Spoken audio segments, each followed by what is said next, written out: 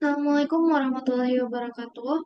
Perkenalkan, nama saya Siti Zahra dengan NIM 2310611120015. Di sini saya akan mempresentasikan PPT dengan berjudul Mengungkap Esensi Infiltrasi dalam Siklus Hidrologi.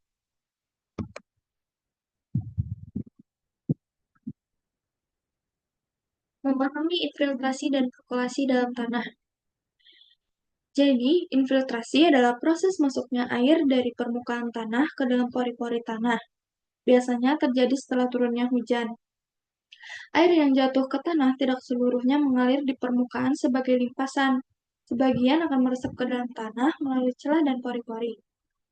Proses ini dipengaruhi oleh beberapa faktor, seperti tekstur dan struktur tanah, kelembaban awal tanah, keberadaan vegetasi, intensitas serta durasi hujan, dan aktivitas organisme tanah. Tanah yang berpasir atau banyak mengandung bahan organik umumnya memiliki laju infiltrasi yang lebih tinggi dibandingkan tanah liat yang padat. Infiltrasi sangat penting dalam siklus hidrologi karena berfungsi menambah cadangan air tanah, menjaga kelembaban tanah bagi tanaman, mengurangi risiko banjir, serta membantu kestabilan ekosistem. Melalui infiltrasi juga, air hujan dapat disimpan di dalam tanah sebagai akhirnya digunakan oleh vegetasi, menguap kembali ke atmosfer, atau bergerak lebih dalam sebagai air tanah melalui proses perkolasi.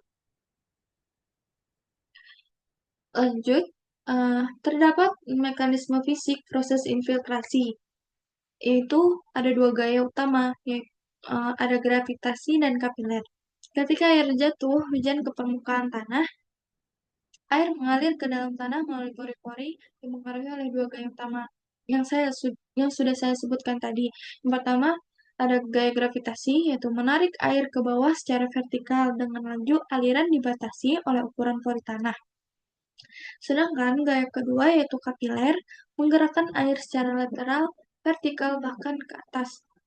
Pertama pada tanah berpori kecil sehingga memperluas distribusi air di zona akar dan lapisan atas tanah. Lanjut, mekanisme fisik proses infiltrasi. Terdapat 3 proses utama infiltrasi dan pengaruh kondisi tanah. Oke. Yang pertama yaitu masuknya air hujan ke dalam pori-pori permukaan tanah melalui langkah awal terjadinya infiltrasi. Yang kedua, penampungan air di dalam tanah, menahan air sebelum bergerak lebih lanjut. Lalu, pergerakan air ke bawah, ke samping, atau ke atas di dalam tanah. Kondisi tanah bervegetasi menentukan batas maksimum laju infiltrasi yang tidak melebihi intensitas curah hujan efektif. Lanjut, faktor-faktor yang mempengaruhi laju infiltrasi. Yang pertama yaitu ada kedalaman genangan dan tebal lapisan jenuh di permukaan tanah menentukan volume air yang bisa diserap. Faktor yang kedua yaitu kelembaban awal tanah mempengaruhi kecepatan penyerapan air, seperti tanah kering menyerap lebih cepat. Faktor yang ketiga, pemadatan tanah akibat curah hujan tinggi atau aktivitas manusia dan hewan mengurangi porositas tanah. Faktor keempat, penyumbatan pori oleh bahan halus atau endapan menghambat aliran air ke dalam tanah. Faktor yang terakhir, yaitu struktur tanah yang menentukan porositas dan permeabilitas mempengaruhi laju air masuk. Terdapat faktor pendukung dan penghambat laju infiltrasi, yaitu keberadaan tumbuhan membantu memperbaiki struktur tanah sehingga meningkatkan laju infiltrasi. Kandungan udara dalam tanah mempengaruhi ruang pori dan kemampuan tanah menyerap air. Topografi menentukan arah dan kecepatan aliran permukaan yang berdampak pada infiltrasi. Lalu, intensitas hujan yang tinggi dapat mengurangi infiltrasi karena air lebih banyak mengalir di permukaan. Kekasaran permukaan tanah mempengaruhi retensi air dan penyebaran aliran. Lalu, mutu air yang masuk dalam dapat mempengaruhi sifat kimia tanah dan proses infiltrasi. Suhu udara juga berpengaruh pada viskositas air dan aktivitas biologis tanah yang mendukung infiltrasi. Gerak permukaan tanah dapat menghambat penetrasi air dan menurunkan laju infiltrasi. Faktor-faktor ini berinteraksi kompleks dan menentukan dinamika infiltrasi di lapangan. Lanjut, terdapat metode pengukuran infiltrasi. Yang pertama yaitu metode simulasi hujan buatan. Simulasi ini yaitu mengukur volume air masuk dan air aliran.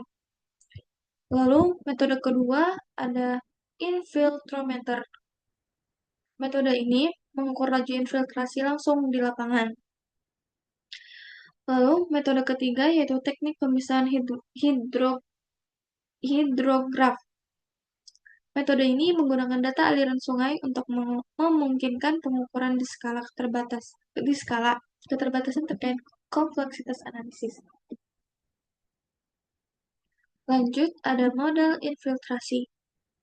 Terdapat empiris dan konseptual dengan fokus Horton. Model empiris yaitu mengaitkan kapasitas infiltrasi dengan waktu dan kondisi kelembapan awal tanah.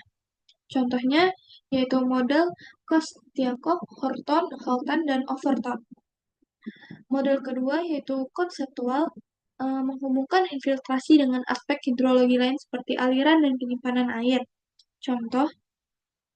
Contohnya seperti model SCS dan Philip. Model terakhir yaitu fokus model Horton. Kapasitas infiltrasi menurun menuju nilai konstan akibat faktor pembukaan tanah seperti kelembapan kerak dan penutupan retakan.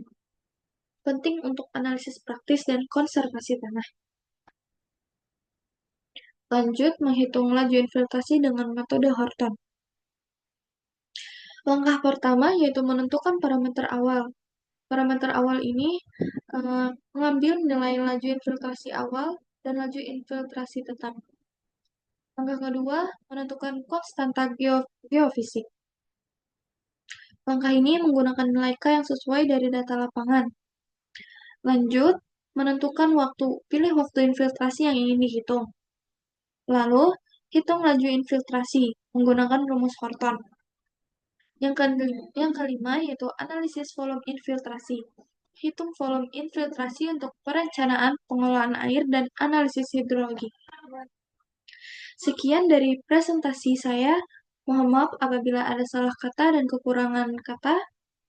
Terima kasih. Assalamualaikum warahmatullahi wabarakatuh.